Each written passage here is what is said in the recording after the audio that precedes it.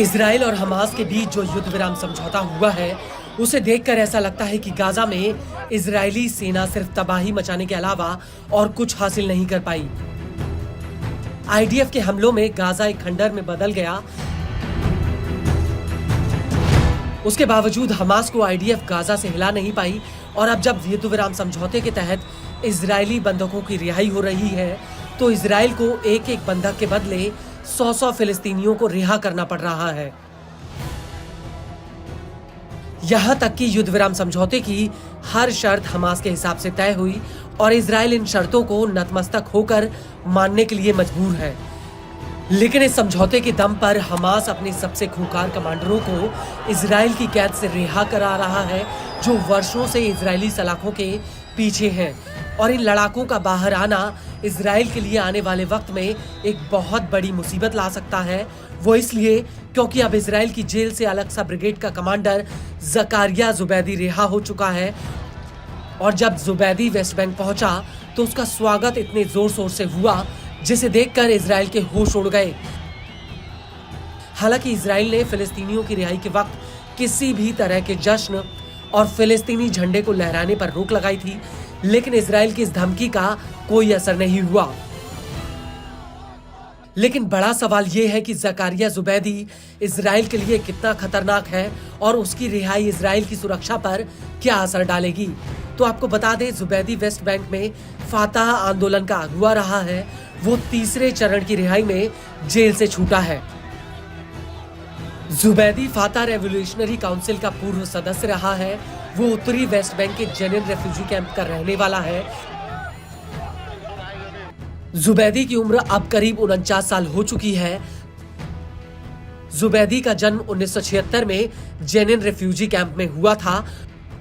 वो इजरायली जेलों में बंद फिलिस्तीनी कैदियों में सबसे प्रमुख चेहरा है। ज़ुबैदी खुद को शिकारी को पराजित करने वाले ड्रैगन के रूप में बताता है। साल 2002 में आईडीएफ ने उसके पिता और इसकी मां को गोली मार दी थी। उस वक्त उसकी उम्र करीब 17 साल थी। ये दूसरे इंतिफादा का वक्त था जब फिलिस्तीन में इजराइल के खिलाफ प्रतिरोध अपने चरम पर था। साल 2022 में आईडीएफ ने उसके एक दूसरे भाई को गोली मार दी थी। इजराइल के ऊपर ज़ुबैदी के पूरे परिवार को खत्म करने का आरोप है। और 13 साल की उम्र में ज़ुबैदी ने इजरायली सैनिकों पर पत्थर फेंके थे और आईडीएफ की गोलीबारी में वो इसी दौरान घायल भी हुआ था। और 15 साल की उम्र में ज़ुबैदी को पहली बार आईडीएफ ने गिरफ्तार कर जेल भेजा था। ज़ुबैदी को सबसे पहले साल 2019 में आईडीएफ ने गिरफ्तार किया था। इसके बाद 6 सितंबर 2021 को ज़ुबैदी इजराइल की भारी सुरक्षा वाली गिलबोआ जेल से भाग गया था। ज़ुबैदी ने इस दौरान अपनी सेल में एक सुरंग खोद दी थी और उसके साथ 5 फिलिस्तीनी कैदी और जेल से भाग गए थे। हालांकि इससे पहले 2007 में ज़ुबैदी ने फिलिस्तीनी अथॉरिटी के सामने सरेंडर करके हथियार डाल दिए थे।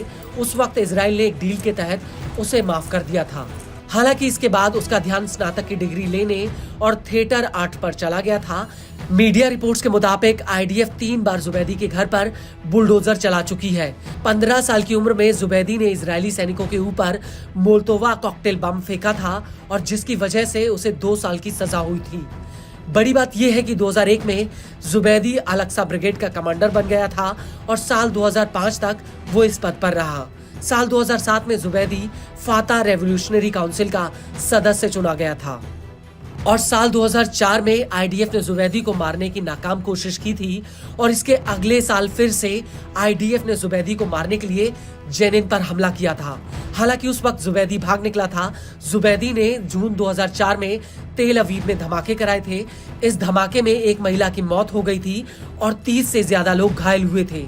इस दौरान जेनिन में ज़ुबैदी को सबसे ताकतवर नेता माना जाता था।